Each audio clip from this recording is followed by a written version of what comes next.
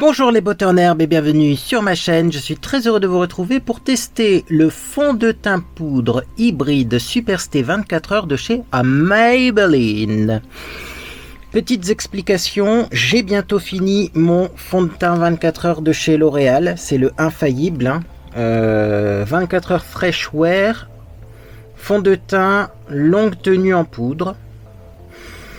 Et je dois dire que j'ai beaucoup apprécié ce produit. D'ailleurs, je l'ai fini assez rapidement. Est-ce que c'est parce que c'est moins économique que du fond de teint liquide ou est-ce que c'est parce que j'ai beaucoup aimé le produit? J'avoue que je ne sais pas me décider. C'est quand même peut-être un petit peu moins économique que du fond de teint liquide, mais d'un autre côté, c'est fond de teint et poudre en même temps, donc on n'a pas besoin de repoudrer au-dessus. Et moi, je l'utilisais même comme anti-cerne tellement c'est couvrant, donc ça part plus vite, mais finalement, c'est pas moins économique, c'est juste qu'on utilise un seul produit pour tout. Bref, j'ai bientôt fini cette poudre là et j'ai envie de voir si celle-ci est équivalente, si elle est aussi bien ou si effectivement celle-ci est mieux, parce que clairement les deux appartiennent au même grand groupe de cosmétiques, hein. Donc je me demande si c'est pas la même technologie qu'il y a derrière, vous voyez ça. Il y a des moments dans les cosmétiques, c'est un petit peu comme en cuisine. Si tu mets du sucre ou du sucre de canne, le résultat sera le même si c'est pas le même composant. Je me demande si dans les cosmétiques, des fois, c'est pas un peu pareil. On fait des formulations avec des compositions différentes, mais avec des composants similaires, et finalement, on a un produit qui a un résultat similaire. Bon, en tout cas, c'est ce que je pense au niveau de ces deux produits qui sont sortis presque en même temps dans le même groupe. Mais pour en être sûr, on va tester. Alors donc, j'ai la poudre Maybelline Superstay 24 heures. Donc poudre, j'ai la poudre. C'est un fond de teint poudre, hein. C'est pas fait pour être mis au-dessus d'un autre fond de teint, parce que si vous mettez ça au-dessus d'un autre fond de teint, vous allez avoir un teint vraiment enfariné. Ça va pas être joli, il faut mettre ça seul. Je mets même pas de base en dessous, moi, bien entendu.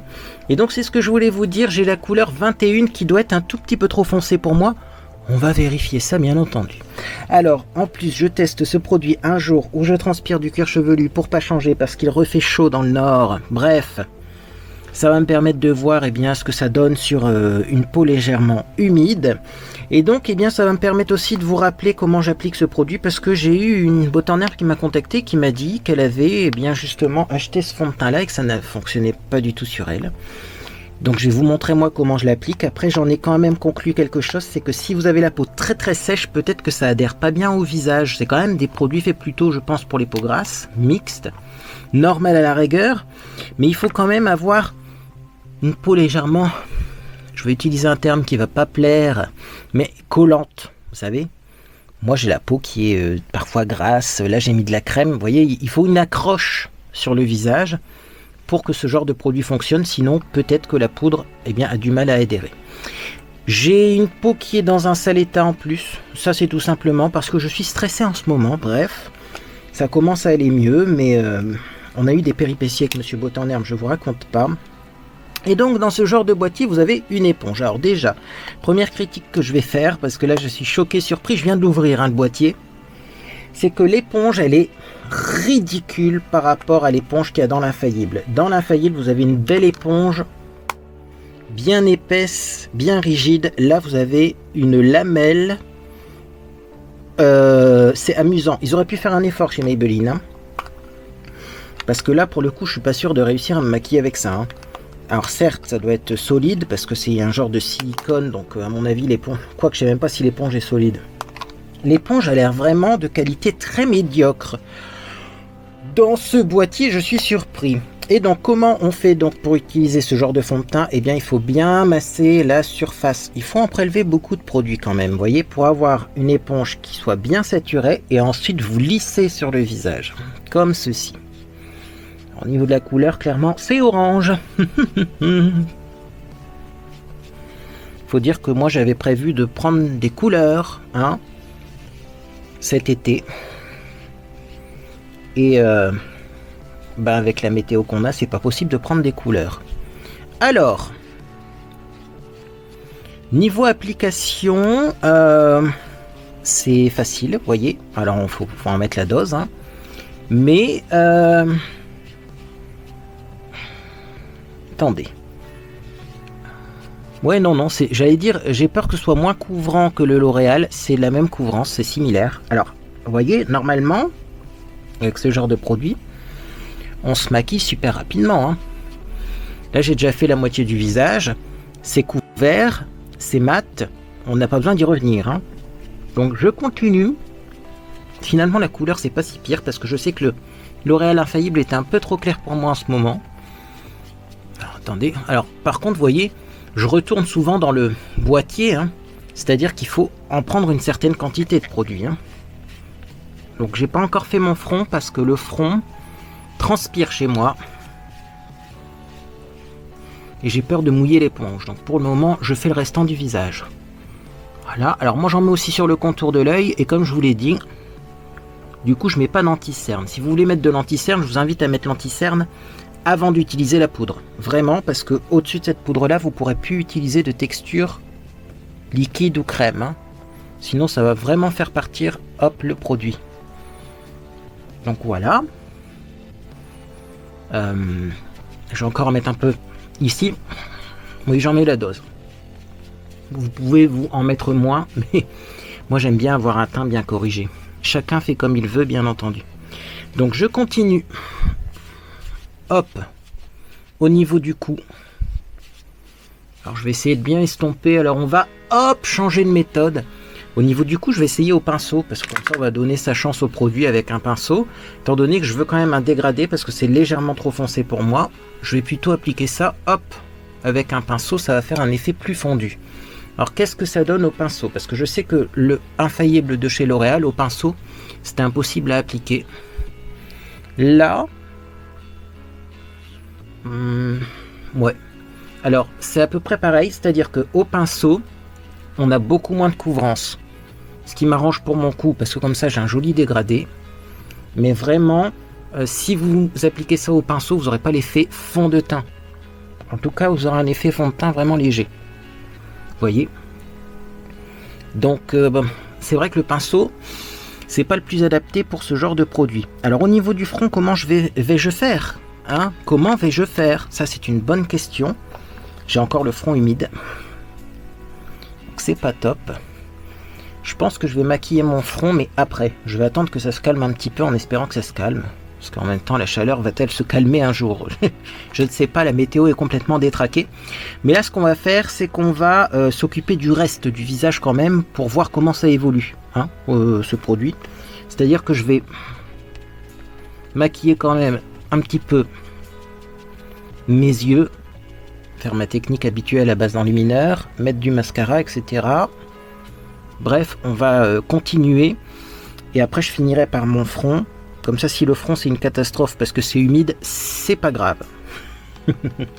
Bon, je pose ça de côté. L'éponge, par contre, je suis moins fan que celle de chez L'Oréal. Hein. Vraiment, la L'Oréal, l'éponge, elle est mieux. Plus confortable, moins souple. C'est vraiment, je trouve, mieux. Bon, on va prendre de l'enlumineur. Oui, je réfléchis à quel enlumineur vais-je prendre parce que j'ai un teint du coup un peu orangé. Alors, est-ce qu'on corrige avec un enlumineur plus rose? De toute façon, avant l'enlumineur, il faudrait mettre du blush déjà. Donc, on va sortir un blush. On va prendre un blush ni trop froid ni trop chaud. Comme je ne sais pas quel rouge à lèvres je vais mettre. Hop. Ça fera l'affaire. Et donc, est-ce que je prends un enlumineur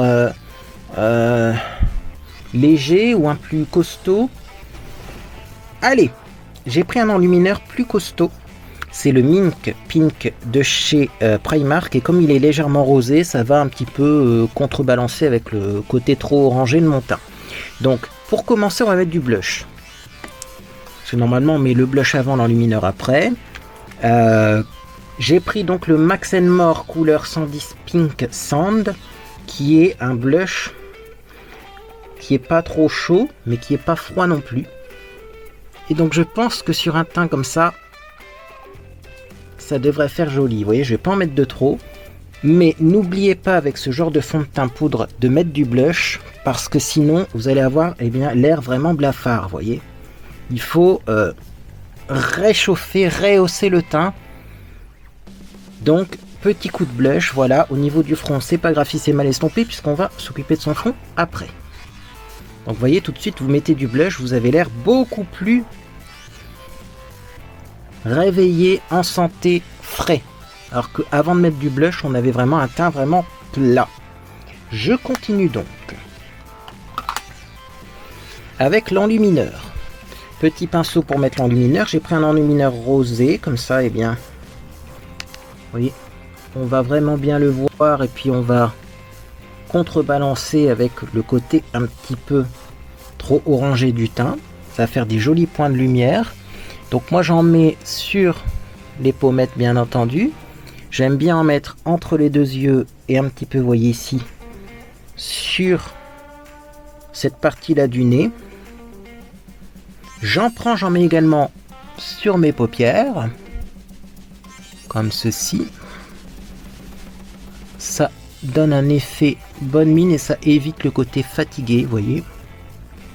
Ne vous inquiétez pas si vous en mettez sur les cernes, j'ai ma technique après. Un petit peu, vous voyez, au centre de la bouche. Et voilà pour l'enlumineur. Alors je vous disais, j'ai une petite technique pour l'enlumineur que j'ai mis au niveau des cernes. Je reprends mon éponge sans reprendre de matière et je vais estomper. Alors ce que ça va faire, c'est qu'on va garder un petit côté lumineux quand même en dessous de l'œil, parce que moi je trouve que la lumière sur le contour de l'œil, eh ben, c'est un bon anti-fatigue, mais on estompe vraiment l'intensité de l'enlumineur. Regardez la différence entre les deux côtés. Là on a vraiment de l'enlumineur, quoi. Là on a juste un effet lumineux. Et pas besoin de reprendre de produit, dans l'éponge il y en a assez. Hein. Alors c'est sûr que dans l'éponge de l'infaillible de L'Oréal, il y en avait assez. Là cette éponge là elle est vraiment moins bien. Hein. Malheureusement. Ouais. Je pense que je peux déjà dire rien que pour l'éponge que je préfère le L'Oréal. Après je sais pas s'il est plus cher ou moins cher, mais cette éponge là c'est un petit peu une blague. Je suis déçu, voilà, je vous le dis, hein, parce qu'elle est pas pratique cette éponge. Elle est beaucoup trop fine, trop souple. Et comme il faut bien tapoter avec ce genre de produit parfois, ben c'est pas extraordinaire.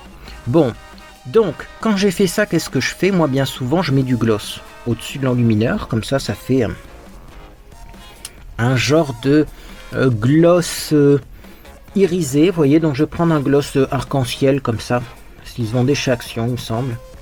Voilà, il est un peu violet mais en vrai ça fait transparent. C'est un gloss qui sent le bubblegum, j'adore.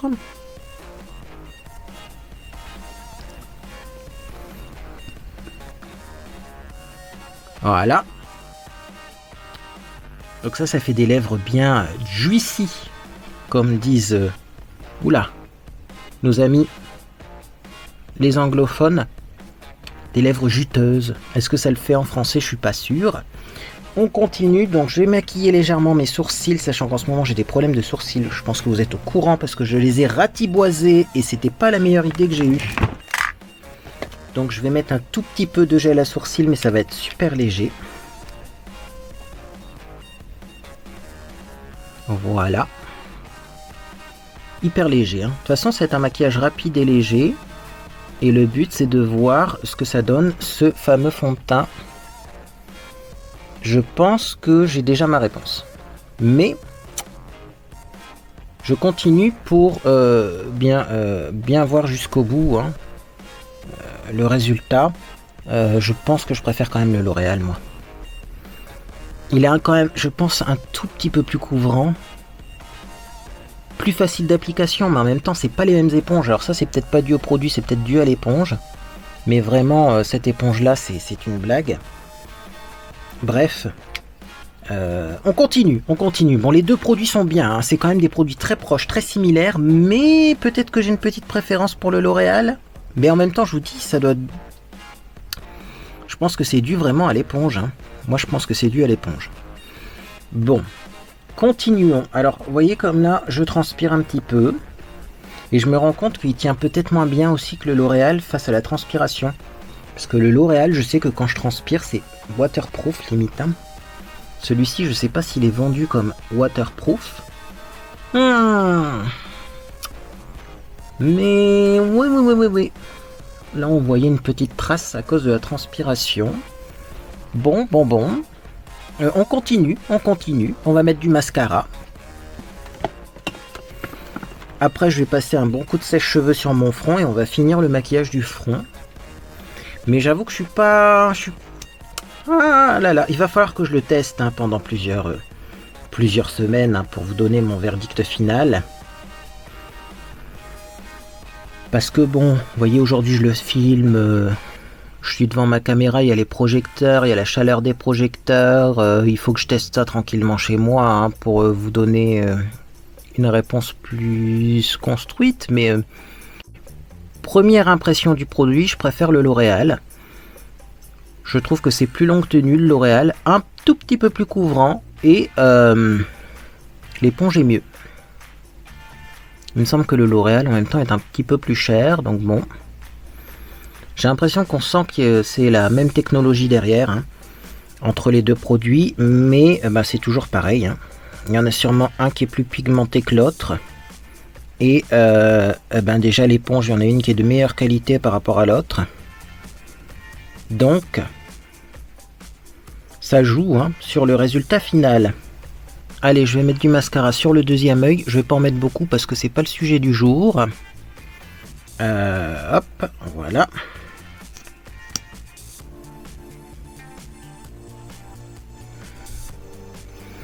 Voilà donc pour le petit maquillage. J'ai pas fini mon front, on est d'accord, hein, même là il y a une démarcation. Mais je voulais vous montrer avant de passer à la partie carnage, c'est-à-dire application de ce produit sur peau humide. Pour vous montrer déjà ce que ça donne. Voyez, d'ailleurs, ça coule encore sur les côtés.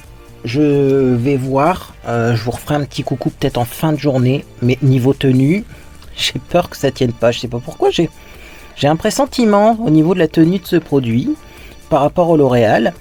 Si vous avez testé les deux, ça m'intéresserait d'avoir des retours. Voilà, parce que c'est peut-être moi qui me fais une idée, hein, mais j'avoue que j'ai peur que ce produit-là tienne beaucoup moins bien que le L'Oréal. Bon, je vais déjà passer un coup de sèche-cheveux, ça évitera d'avoir des petites traces de transpiration. Hein. Je vais bien sécher mon front et après on va vite enchaîner avec l'application donc de la poudre. C'est parti. Hop, hop, hop, hop, hop, on se dépêche là, le front il est à peu près sec. Et donc c'est parti, on va reprendre notre petite éponge, le fond de teint. Et je l'applique rapidement. Voilà. Non, ça s'applique bien également sur peau humide. Ça s'applique bien sur peau humide parce que clairement la peau est encore humide. Hein. C'est juste qu'il n'y a plus de grosses gouttes. Mais j'aime le résultat. Ah là là, c'est compliqué. Je saurais pas vous dire lequel des deux je préfère. Si, en fait, je préfère le L'Oréal, mais pour une raison qui est complètement bidon, c'est l'éponge, qui est vachement mieux chez L'Oréal. Parce qu'après, forcément, une meilleure éponge, ça applique plus facilement le produit, et donc on a un résultat plus joli. L'applicateur fait beaucoup dans ce genre de produit. Maintenant, au niveau des matières, des textures, des couvrances, bon, je dois vous l'avouer, c'est quand même très très similaire. Il n'y a pas comme ça de grandes différences. Et même sur peau humide, ça fonctionne.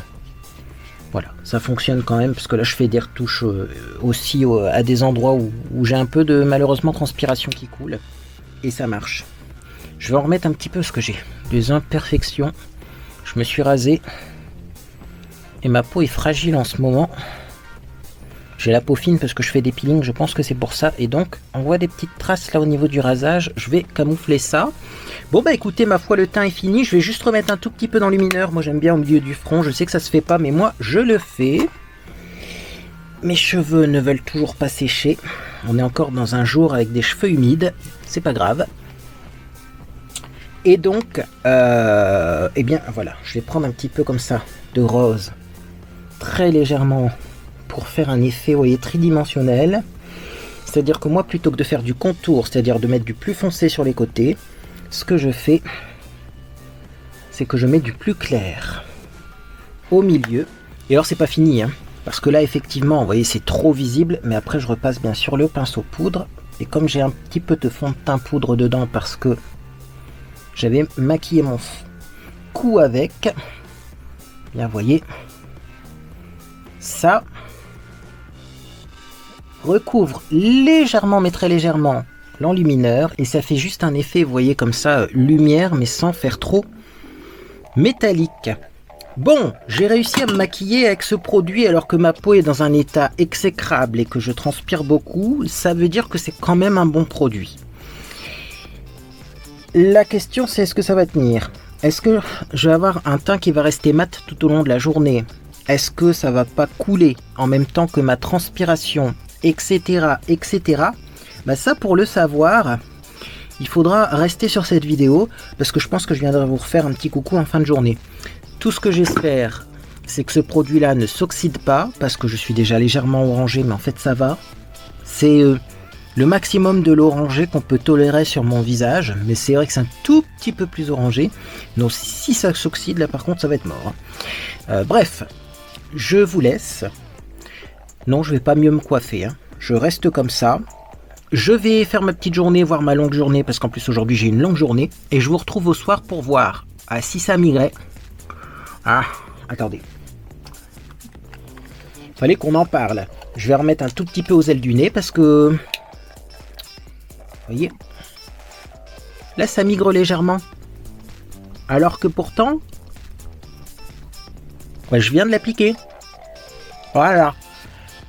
Vous êtes témoin. Hein.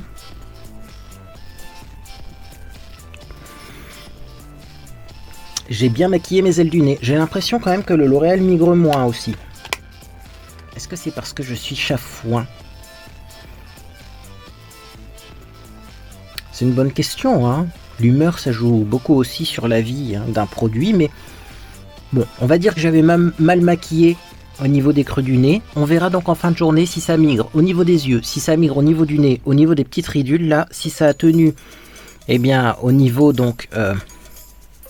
transpiration et si ma peau est pas trop brillante. Bref, à tout à l'heure pour un petit avis sur ce fond de teint, mais comme je l'ai dit, moi il faut que je teste plusieurs jours dans différentes configurations pour vous donner un avis définitif, final. Donc ce sera pas mon avis final, mais ce sera un petit avis sur le fond de teint Superstay 24 heures fond de teint poudre hybride de chez Maybelline New York. À tout de suite.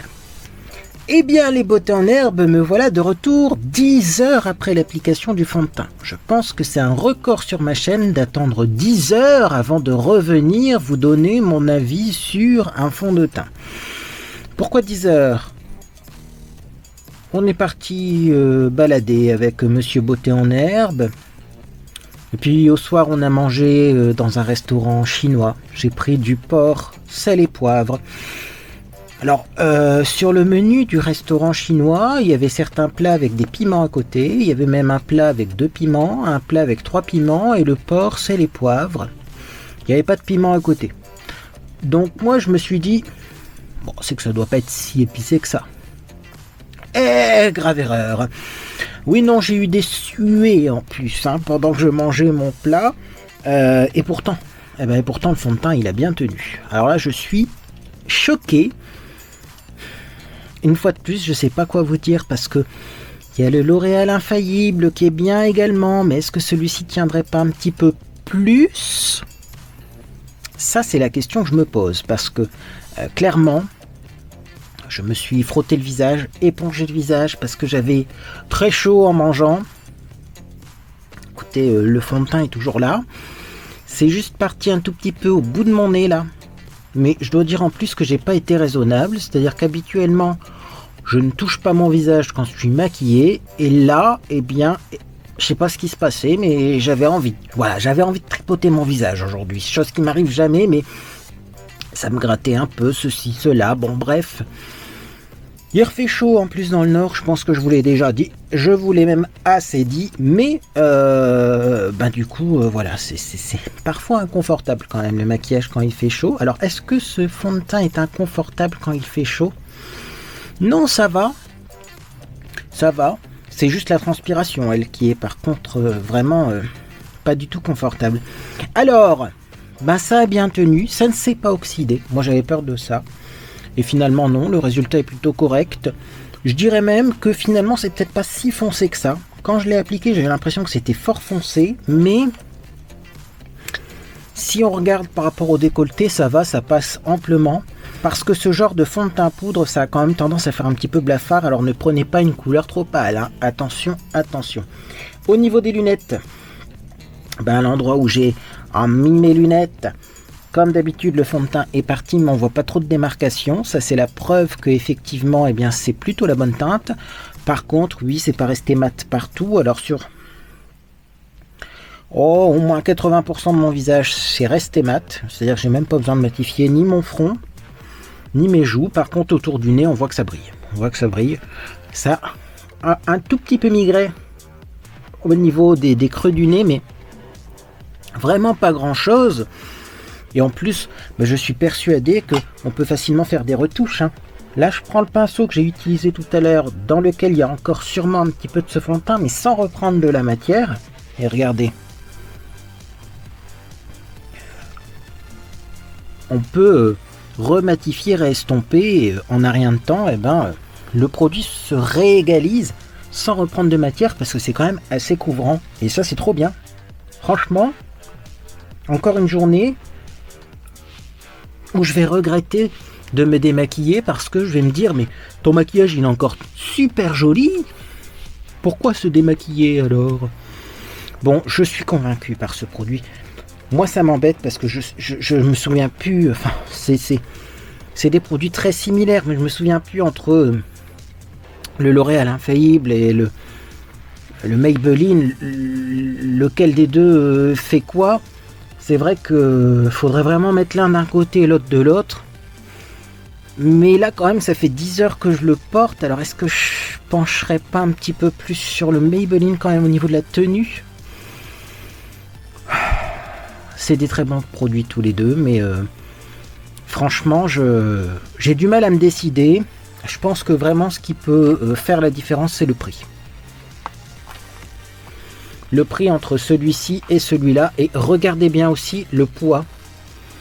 Parce qu'effectivement, là, on a 9 grammes. Là, on a 9 grammes. Bon, non, on a le même poids alors. Mais bon, c'est vrai que si vous comparez peut-être à d'autres fonds de teint poudre compacts, faites attention au poids. Bon, là, dans les deux cas, on a 9 grammes. C'est pas la même composition, mais les deux sont très bien. C'est vrai que peut-être que celui-ci, c'est marqué waterproof. Celui-là, c'est pas marqué waterproof. Et j'avoue que peut-être que celui-ci tient un petit peu mieux. Au niveau de la transpiration, c'est vrai que là, j'ai dû faire des retouches pendant que je me maquillais parce qu'il y avait des petites coulantes, mais d'un autre côté, je trouve que celui-ci il a un résultat un petit peu plus mat et peut-être plus matifiant. Donc franchement, je sais pas me décider. Moi, j'ai plutôt envie de dire ça pour l'hiver, ça pour l'été peut-être, plus mat. Et là, plutôt waterproof quand il pleut par exemple. Mais c'est vraiment pour chipoter. En tout cas, bon. Si on parle que de ce produit-là sans faire de comparatif, c'est une pépite, ça va de soi.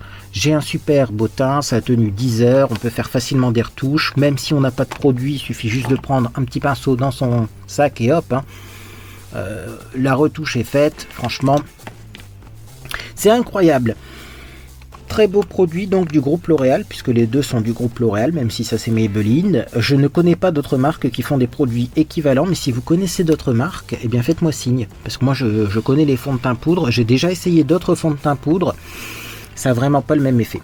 Par contre également, très très important à vous dire, ces fonds de teint là, il faut impérativement les appliquer avec l'éponge fournie. Si vous l'appliquez au pinceau, si vous l'appliquez avec un beauty blender, si vous l'appliquez avec une autre houppette, ce genre-là, ça ne fonctionnera pas. C'est vraiment cette texture d'éponge silicone compacte qui fait que ça lisse le produit sur le visage. Bon, le seul regret avec ce petit boîtier, c'est vraiment l'éponge qui est ridicule. Et pour le prix, on aurait pu avoir une éponge un peu plus épaisse comme l'éponge du L'Oréal Infaillible. Et oui, vous voyez, celle-ci, elle se tient beaucoup mieux. Et donc, du coup, c'est plus facile pour appliquer le produit. Dites-moi si vous avez testé celui-ci, celui-là, ou si vous avez testé les deux et lequel vous préférez. Parce que, sérieusement, moi, je ne sais pas me décider. Voilà, de toute façon les deux sont très bien. Après, ce qui peut, je vous dis, c'est le prix qui peut jouer, hein. Autant prendre le moins cher des deux puisque c'est assez équivalent. Et également, eh bien, faites attention aux couleurs. Voilà. Parce que, eh bien, effectivement, vous aurez peut-être une couleur dans l'un et pas la même couleur dans l'autre. Non, mais je vérifie les compositions quand même, hein, parce que j'avais vu sur internet que c'était pas les mêmes compositions. Alors, c'est pas les mêmes compositions, mais ça contient quand même énormément de points communs, hein. Talc, zinc, stéarate, diméthicone, silica. Ouais. Alors, c'est pas la même composition. Là, on a talc, zinc, stéarate, diméthicone, zimei starch, corn starch. Donc, ça, c'est de la fécule. Et là, on a talc, zinc, stéarate, diméthicone, silica, zimei starch après. Donc là, il y a de la silice en plus. Là, la silice, elle est... En fait, il y a presque le même à l'intérieur, puisque là, la silice, on la retrouve après. Donc, c'est bien ce que je disais, hein. Là, il y a un petit peu plus de silice, c'est peut-être un petit peu plus matifiant. Là, il y a du caprylic donc c'est un corps gras, c'est peut-être un petit peu plus waterproof. Mais là aussi, on a du caprylic triglycéride qui vient après. Diméthicone, c'est pas la même compo. Mais il y a beaucoup de ressemblances quand même, hein. Même si c'est pas dans le même ordre. Ouais, non mais... Ouais. C'est les ingrédients sont pas dans le même ordre. Mais en fait, je me rends compte que... Ouais, non, c'est pas la même comp. Si là, il y a Alaria esculenta extract. C'est pas la même compo parce que c'est pas dans le même ordre les ingrédients. Mais franchement, c'est très similaire. Très similaire. Mais c'est pas la même compo, hein, on peut pas dire, hein. Là, j'ai l'inalol, par exemple. Là, j'ai pas de l'inalol dans l'autre, hein. À moins que ce soit tout en bas, non, hein. C'est pas exactement les mêmes compos, mais franchement, avec 90% de la compo est similaire, hein. Voilà pourquoi j'arrive pas à me décider. Bon, bah écoutez. Mais quand même, ça, c'est peut-être un poil plus matifiant. Il y a un peu plus de silice. Mais c'est vraiment, à mon avis, anecdotique, la quantité de silice en plus, parce que c'est juste 2 ingrédients qui sont inversés, hein. Bon, bah ça vient du même groupe de toute façon, vous aurez compris que c'est des produits très similaires. Je pense qu'ils ont inversé certains composants pour qu'on ne puisse pas dire « c'est exactement la même chose », mais ça reste la même technologie derrière puisque c'est les mêmes ingrédients. Bref, dites-moi ce que vous en pensez de tout ça. Mais en tout cas, ces deux produits-là sont vraiment des très bons produits, et surtout en été. Alors là, est-ce que ça vaut le coup de parler d'été maintenant? Je sais pas, il paraît qu'il va refaire chaud. Aujourd'hui, il a fait très chaud, et demain, il fait encore plus chaud. Et après-demain, il fait 28 degrés. Donc nous, il refait chaud dans le nord, parce que 28 degrés, quand on dit 28 degrés, c'est 28 degrés à l'ombre. Donc dans le nord, il fait chaud, et les jours où il fait chaud, ça c'est impeccable. C'est également très bien si vous avez la peau grasse, parce que c'est quand même majoritairement de la poudre et des produits matifiants là-dedans. Et c'est également bien si vous voulez pas passer 3 heures à vous maquiller, parce que vous mettez le fond de teint, ça fait fond de teint, anti-cerne et poudre en même temps.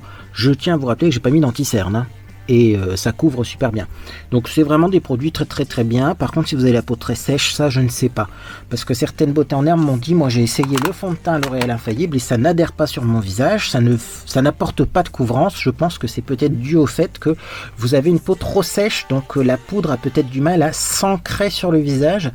Il faut, comme j'ai dit au début de vidéo, une peau un petit peu collante, bien nourrie, pour que ça adhère bien au visage. Bon, moi en tout cas, est-ce que je suis satisfait par ce produit? Je suis très satisfait. Est-ce que je vais prendre plaisir à l'utiliser? Oui, et j'en ai déjà fini un. Voilà, donc là je dis que c'est fini parce qu'avec l'éponge j'ai du mal à prélever une quantité suffisante pour me maquiller, donc j'utilise que les contours en retouche. Donc je pense que je vais facilement en finir un deuxième, et celui-là je vais l'utiliser assez souvent en ce moment pour me maquiller. Bref, si cette vidéo vous a fait plaisir, vous pouvez laisser un j'aime à celle-ci. Également, vous pouvez vous abonner pour ne rien manquer de mes prochaines publications. Oh, je voulais faire un maquillage eyeliner un petit peu spécial, dans lequel j'utilise des fards à paupières que j'humidifie pour faire finalement des eyeliner cake. On va essayer ça parce que finalement c'est ce qu'on faisait dans le temps, et je voudrais voir si on peut toujours faire ça avec les fards à paupières d'aujourd'hui. Vous comprendrez quand vous regarderez la vidéo. Est-ce qu'il y aura des découvertes, favoris et déceptions ce mois-ci? Je ne suis pas sûr, tout simplement parce que j'ai pas grand chose, mais la liste est ouverte, alors j'ajoute au fur et à mesure des petites choses, donc on verra s'il y a suffisamment, mais c'est pas sûr. Néanmoins, c'est pas impossible que ça arrive. Bref, moi en tout cas j'espère que vous passez une agréable journée ou soirée, puis dans tous les cas, eh bien, je vous dis à bientôt sur les réseaux sociaux ou sur Discord.